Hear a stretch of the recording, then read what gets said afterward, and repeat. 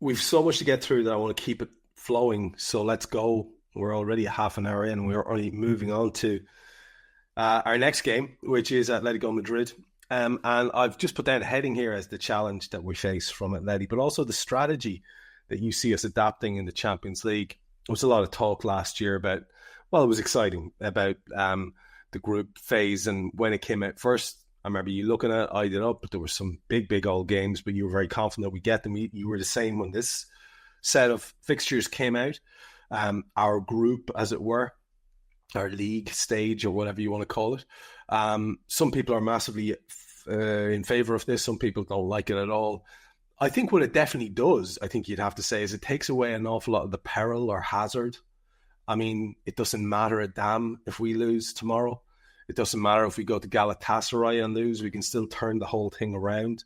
And there's a few big old European names clashing over this initial set of fixtures, and none of them really matter. So it's kind of a weird one. So two parts to the question. First is, do you see us adapting a different strategy this time, where last time we seemed to go for it in all games, except the one where we really should have at the end, where we could have avoided PSG if we won it? Or do you, and that's part one. So will there be a different strategy? Part two, Atleti are in a funny spot. We'll talk about them in a minute. But what do you see in terms of us going all out to win this first game? I think with the rule change in terms of the top eight, we obviously know that they go through the round of 16, but also the fact that you will then have away games first and you will finish at home, So whoever is the highest ranked team will finish in the quarterfinals and semifinals at home, which will be a massive help. So I think it's so important. If you look at the stats from last year, Trevor, the way I remember it is that the top eight, all of them won at least 5 games. I think Liverpool were the only team to win 7. But also all of the top 8 lost a game. But there was not many draws. So I think it's very much the same again. We're flat out. And let's not forget that, last year there was some surprises in that, where PSG finished and where Manchester City finished and where Real Madrid finished or whatever. But in the end, 2nd, 3rd and 4th in the group stages were in the semi-final.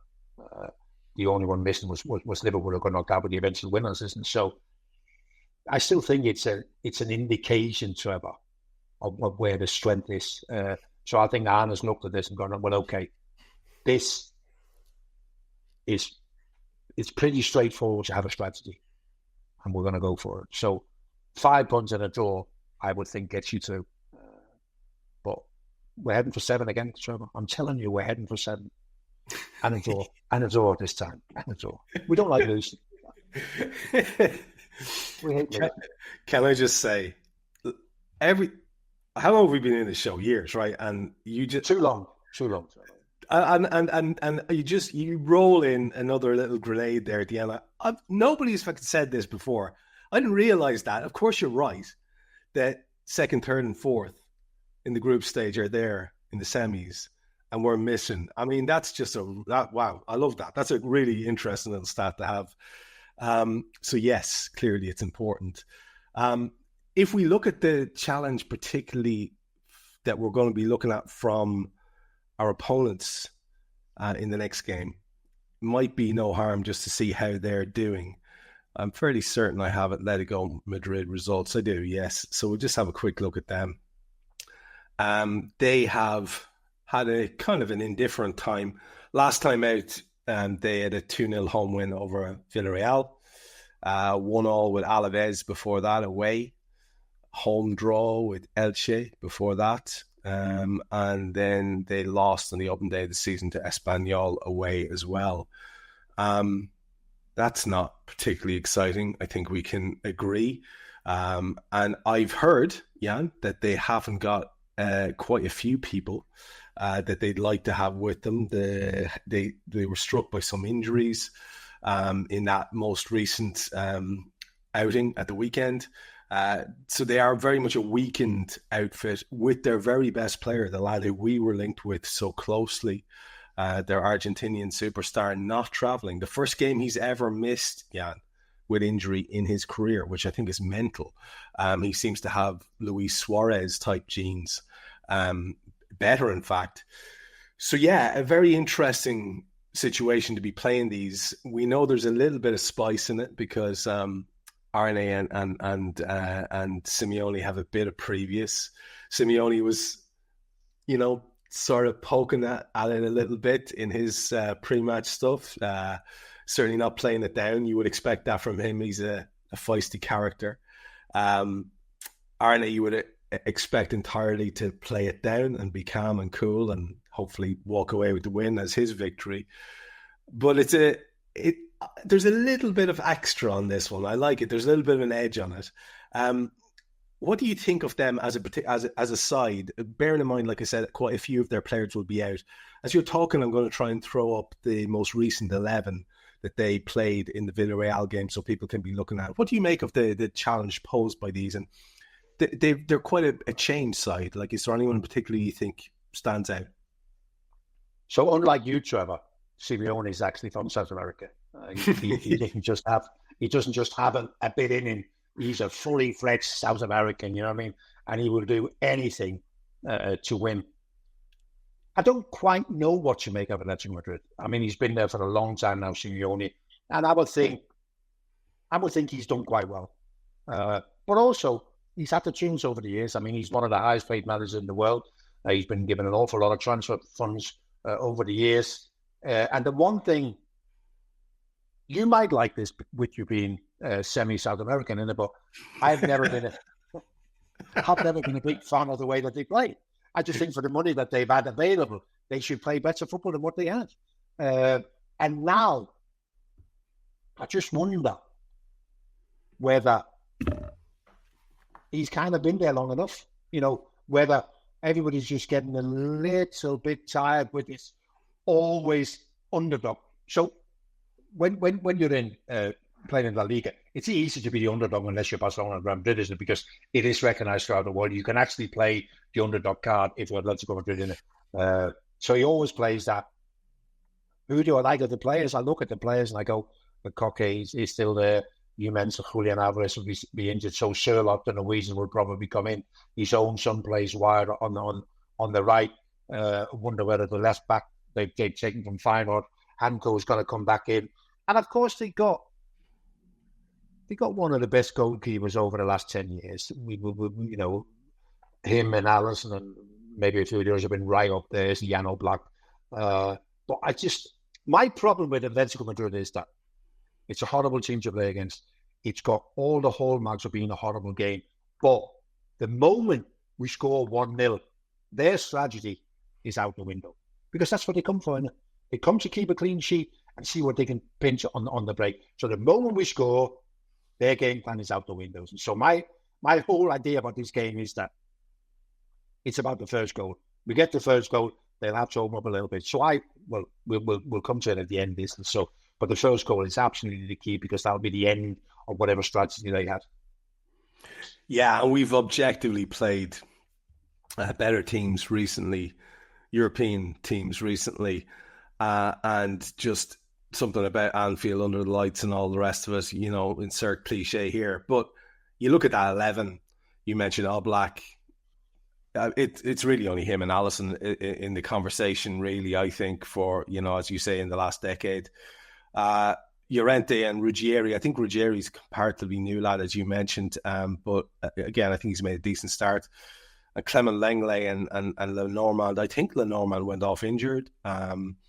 Barrios and Koke. Barrios, quite highly rated by a lot of people I know who watch Spanish football on a regular basis. I believe he's one of those that was potentially watched by Liverpool. And Gonzalez and Simeone, you mentioned the manager's nipper on one flank, Gonzalez on the other. Julian Alvarez and Griezmann is quite the two, but that won't be the two. However, if you look at their bench, you mentioned Sorloth, he will probably play. Conor Gallagher will probably play. David Hanko went off again, I think, when he came on injured. He's a doubt. Pubil, Galan, and a few others that people might be familiar with their names make up that squad.